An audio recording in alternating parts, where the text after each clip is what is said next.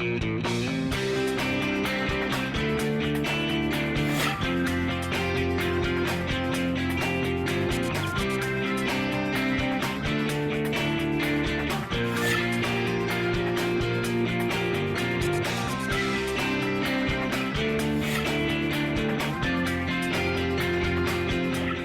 I'm Kristen Oakes White. And I'm Avery Davidson. Thank you for joining us for This Week in Louisiana Agriculture, the only TV show bringing Louisiana farmers and consumers together every week. You've been hearing a lot about infrastructure in the news lately, especially with Republicans and Democrats in Washington, D.C.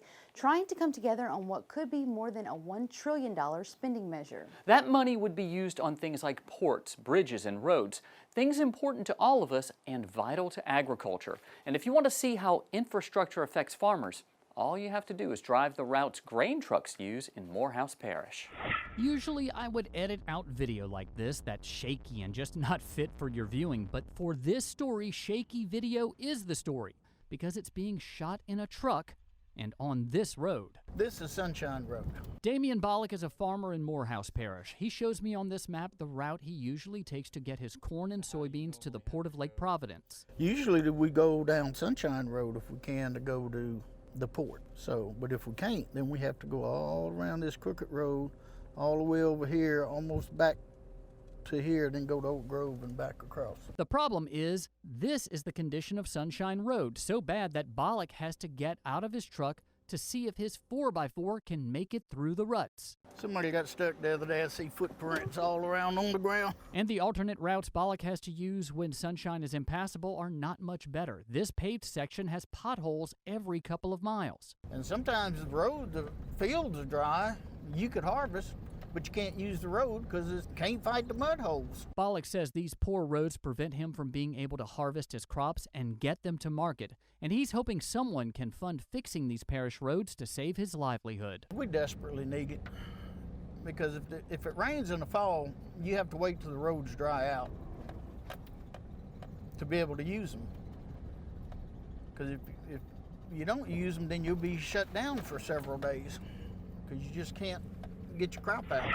Again, those roads are parish roads, which means it's up to the Morehouse Parish Police Jury to maintain them. That said, the Louisiana legislature and the federal government could give local governments money to improve or pave roads. And Kristen, a little update to that, I spoke with Damian Bollock since we shot that story. He said someone, probably from the parish, went out and put some more dirt and gravel on those roads, and often farmers themselves will go out and grade the roads. So, you know, some work has been done, but gosh, it sure would be nice to have some paved roads that they could go down with their grain trucks to get to the port of Lake Providence. And it's not just Morehouse Parish. I can guarantee you there's a lot of parishes that have the same issue. Oh yeah, it's all over the state, our lovely Louisiana roads. Well, one factor with those road conditions is rain. That's also been a major issue for farmers across the state trying to plant their cotton and soybean crops. Farmers have not been able to put in a full week's worth of field work since mid-March. In fact, according to the USDA, they haven't had more than 4 working days in a week since then, with some weeks as low as a day and a half. As TWILA's Carl Wigger shows us, farmers are looking to catch up with some recent sunny weather, but have a long way to go. The winter storms that covered the state in February delayed crucial field prep for farmers in Louisiana. For many, that is where this year's crop fell behind. LSU Ag Center soybean specialist David Mosley says that was just the start. Since then, it hasn't stopped raining, and the ground has stayed saturated throughout the state. Thankfully, there's been areas that missed a rain or two, and the producers were able to plant there. But here in central Louisiana, it's been nonstop. Jacob Ezel is one of those farmers who has missed some of those rains, but he is still way behind schedule getting his crops planted.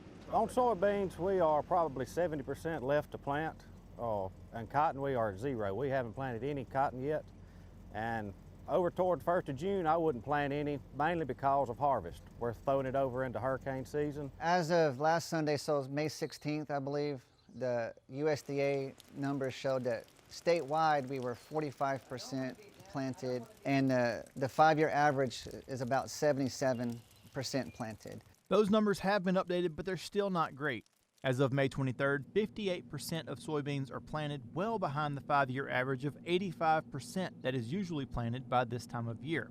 Statewide, we would generally say from mid-April, maybe April 10th to approximately mid-May, that would be generally the optimum planting window for soybean. Later on, middle of April, end of April was the next, planting date, planting window.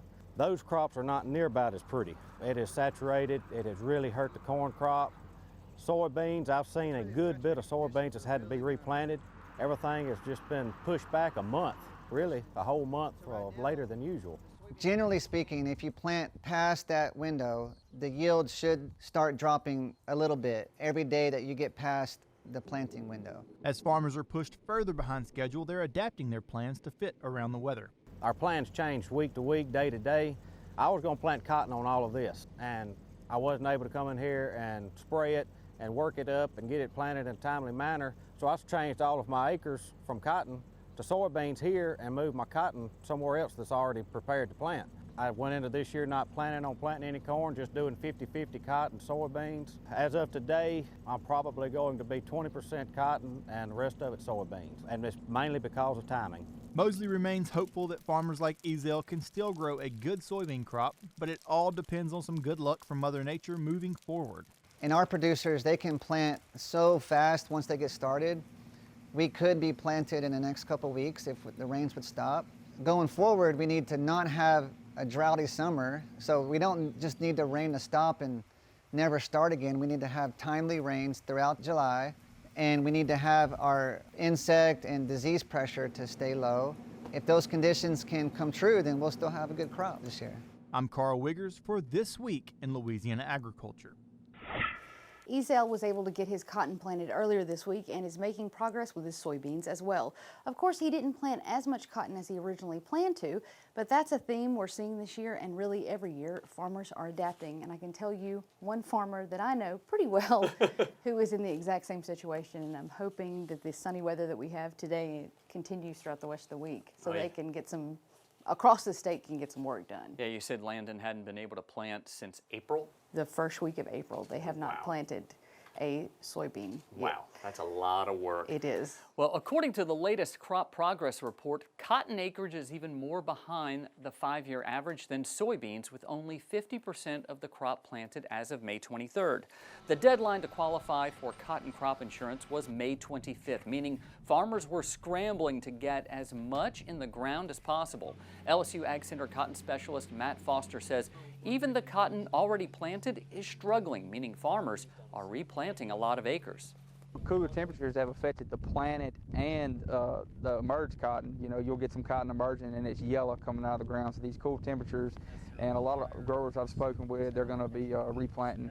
Total acreage for cotton in Louisiana is expected to be around 120,000 acres this year, but Foster believes that some cotton acres will be lost to soybeans because of that wet weather, especially with the high price of beans. With the new crop beans right now, they're going for about $13.50 a bushel, which is not too shabby considering where they were last year. Right. Well, from acres of row crops to acres of pastured poultry, every acre of agriculture is important to you. I mean, we all like to eat, right? That's correct. This week, TWILA's Jennifer Finley takes us to Tangipahoa Parish, where she gets a lesson from a first-generation female farmer on what makes her pasture-raised eggs stand out.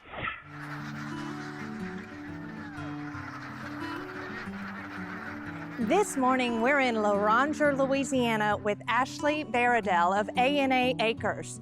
Today, we're going to learn all about her chickens, chicken eggs, duck eggs, and what it means to be pasture-raised. They get some in the morning, some in the evening, or they won't go back in. You are at A&A Acres. It's my husband and I's farm. It's in Loranger, Louisiana, and we raise chicken eggs, duck eggs. We raise chicken broilers for meat. And then we also do some grow outs for people's own backyards. It's gonna rain. We don't want wet feed. So what are you doing right now? I am just removing the feeders out of the A-frame so that we can move this. We got these homemade feeders I made out of a bucket. Yeah, how'd you learn how to do all this?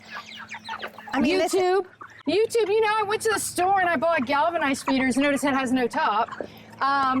They just don't hold up. So YouTube taught me to take a paint bucket. Take a paint bucket and cut some, I'll lift it up, cut holes in it and it just gravity feeds, slap the lid on, and you have a feeder with a bowl. How fun is it to call yourself a farmer?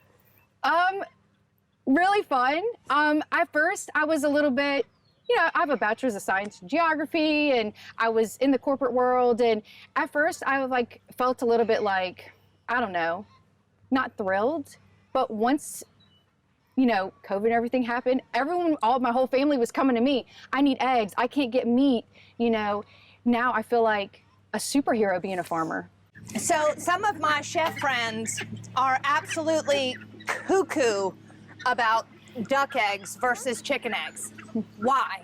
Not only do they have higher nutrients, but they have a creamier texture, they're larger, the yolk to the white ratio is bigger, and they make baked goods rise higher. Everything that you want to have in your culinary experience, but better in my opinion. So what have we done here? You opened them up and boiled them so that we could see. I did. Okay, so this is so cool. So this is a chicken yolk, and this is a duck yolk. So the duck yolk is larger in ratio to the white. It's not just a larger egg, the yolk is larger inside too. It also has a creamier texture, so you can see the more of a texture in the yolk itself, and that lends itself wonderfully to baked goods or lemon curds. Do you love what you do?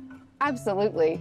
I've never been happier. I tell you, it wasn't 2 weeks after I was laid off, and I went and bought some more animals and just started planning, and my 13-year-old son came up to me. He was 13 at the time.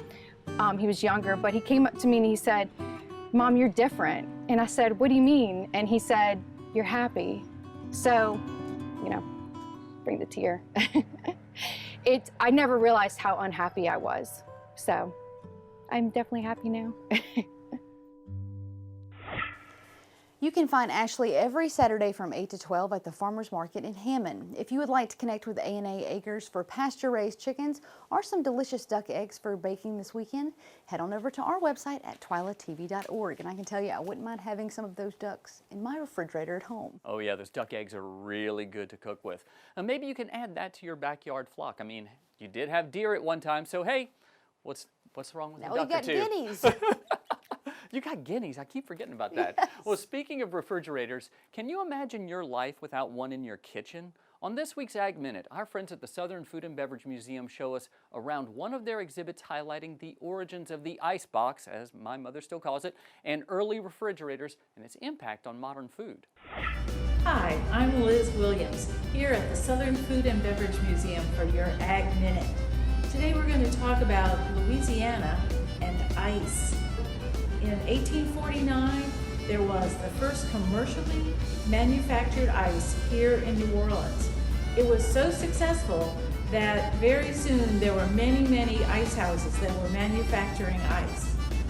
They sold the ice and the idea of it by giving it to bars every day, and they were encouraged to put the ice in drinks. The first week it was free. The second week it was also free, but by then people were really using it and they weren't holding back. By the third week they had to pay if they wanted ice, and there was no turning back. So next time you have a glass of iced tea or a lemonade, enjoy your ice. To visit this exhibit or others like it, you should check out the Southern Food and Beverage Museum. You can learn all about it and plan your trip by heading to our website at twilatv.org. Still to come on TWILA, how 4-H helped discover an American Idol finalist. But first, have you priced lumber lately? We find out why you're paying so much up next. Stay with us.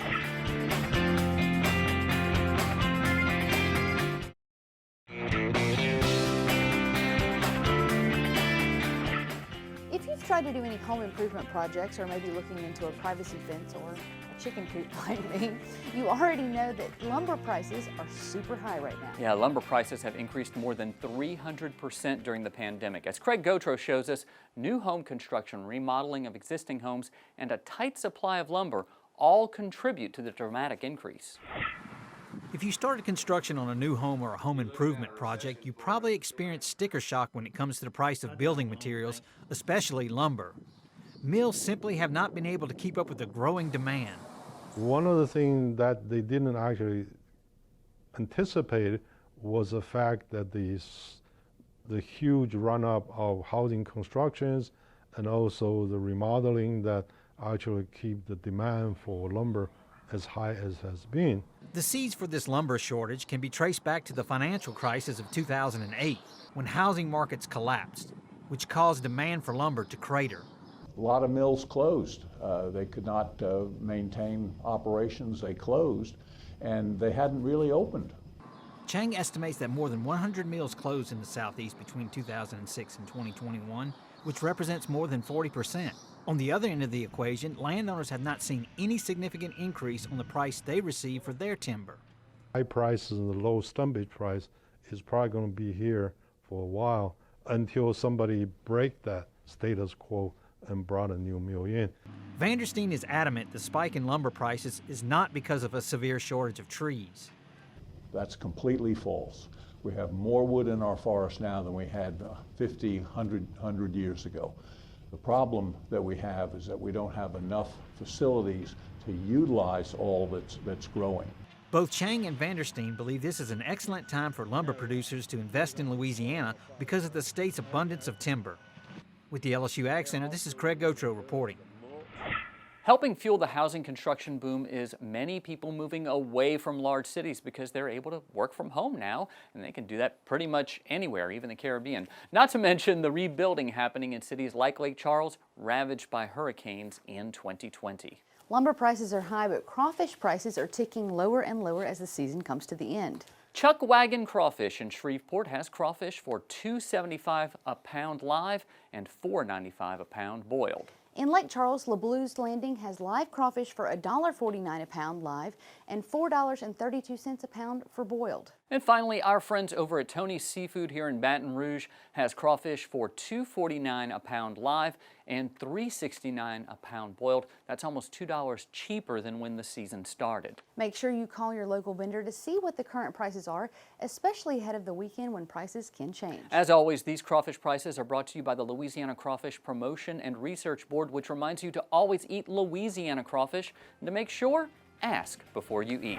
Still to come on TWILA, we get an update on a camp that has influenced children across the state. And we'll show you how 4-H performs on the national stage. Stay with us.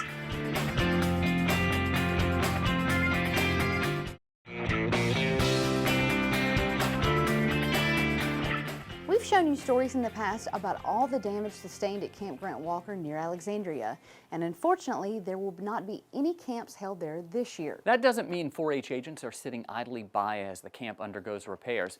This week, our friends at LSU show us the team effort happening at the historic camp to ensure it's there for future generations of 4-Hers. Our 4-H agents have come together today to perform service. Our agents do this with their 4-H members, and so it's really a nice opportunity for us to come together and to provide something for Camp Grant Walker. Camp has had so many sad days lately with the hurricanes and with the water damage, and camp is just, it's near and dear to our hearts. We had the first hurricane, Hurricane Laura, at the end of August. We had several pine trees fall on roofs. We had them fall on one cabin, our dance pavilion, our arts and crafts building, one of our log cabins, and also another outdoor pavilion. Then about a month and a half later, we had Hurricane Delta, which we actually received more damage from that hurricane just due to all of the flooding. The buildings that were not hit by Laura were now hit by Hurricane Delta. No camp this summer, and it's due to the damage. We've been staying positive and patient about it as best we can. So we decided to come do some projects that, the kids could benefit from once they're back. We're painting a backdrop that can be used no matter who's at camp. It's kind of a general camp theme. And then they're doing all the bulletin boards and all of the classroom buildings. Some fun, inspiring things for the kids. Camp is a pretty wonderful place. If you talk to people who have been campers a long time back, they remember camp. They remember the time that they spent here at the dance or at the archery range or at the pool. Just a lot of opportunities, and that's what 4-H is about. It's about providing kids opportunities that they might not have at home or in their community. I think the most important thing that happens is that they're away from their parents. It's their first time that they get to actually, make choices and do, things that they know they pick for themselves. Everything from arts and crafts to shooting, hunter safety, to getting in the creek, which they may never have done either. If they live in a city, you know, that's not something they've experienced before. Camp is just something we can't really replicate somewhere else. Camp is a special place. One way you can help Camp Grant Walker is by donating to the Louisiana 4-H Foundation. They have a special fund set up for Camp Grant Walker. We have a link to give on our website at twilatv.org. If you're an avid fan of American Idol, you know this season's finale just wrapped up with a show-stopping finale and naturally a new American Idol. And Kristen, sadly, I didn't watch this year. I think I haven't watched until the guy, James, who did all the heavy metal songs, was on there. That was probably the last time I watched. But did the person you want to win this year? I was invested this year. I watched Were you? From front to back, and I liked the one that did win, but Okay. my favorite was kicked off about 2 episodes ago, Hunter. Oh. There's so many cute young ones on there. But what you may not know is that one of the top 2 finalists is a proud 4-H alumni. Georgia native Willie Spence just narrowly missed being crowned champion of season 19 of American Idol, instead finishing in 2nd place. But long before he was in the spotlight of American Idol, Willie was judging chickens and sharing his talents with his 4-H club. He became a breakout star of the 4-H performing arts group Clovers & Co., which is where Spence became comfortable on stage and gained experience and showmanship. In this week's TWILA Boost, we share an uplifting clip featuring one of Willie's Clover & Company performances. Bring me down, ain't nothing. Bring me down, your love is too high. Bring me down, ain't nothing. Bring me down, your love is too high. Bring me down, say 'cause I make you feel like home without a roof. Clap along if you feel like happiness is the truth. Clap along if you know what happiness is to you.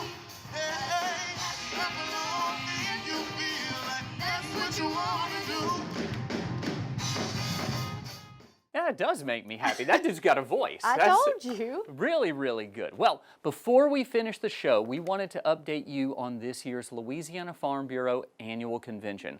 Like last year's, there's a lot of virtual events happening this summer to handle the usual business of the Farm Bureau. Many of the youth events that were canceled last year have moved into hybrid formats for this year, mostly being in-person events, being live streamed to folks unable to attend. Last week, the Young Farmer and Rancher discussion meet was held in Alexandria, and you can go watch those discussions by heading to our website at twilatv.org. Other events upcoming are the Talk Meet, where folks will share ideas about agriculture and how to tell farmer stories to a new generation of consumers. That event will be held on Friday, June 4th at 10 a.m. On Tuesday, June 2nd, the Queen's Competition Top 10 contestants will be announced at 6 p.m. Then on Saturday, June 5th, we'll live stream the 2021 Queen's Top 10 competition that will finish off with the crowning of a new Louisiana Farm Bureau Queen to represent the organization across the state and beyond. That event will begin at 2 p.m. Finally, the Young Farmers and Ranchers Business Session will be an in-person event in Alexandria, but you'll also be able to watch it online as it will be live streamed. This is one you want to be sure to tune into so you can learn the winners to all of the events this year, including the Discussion Meet, Excellence in Agriculture Award, Outstanding Young Farm Woman, and the Achievement Award. This event will be Saturday, June 12th at 10 a.m. You can find all of the details on these events at the 2021 Louisiana Farm Bureau Convention website, which we'll link you to on our website at twilatv.org. Well, that does it for this edition of TWILA. We're going to take a week off to enjoy Memorial Day with our families, but we're coming back with profiles of the finalists for the Louisiana Farm Bureau Young Farmers and Ranchers Achievement Award. Until then, you can watch all of our stories online at twilatv.org, and be sure to like us on Facebook, follow us on Twitter and Instagram. You can also find all of these stories and a whole lot more on our YouTube channel. Be sure to subscribe, turn on those notifications so you'll know when we put out new content. For all of us here at TWILA, thanks for joining us. We hope to see you again right here next week.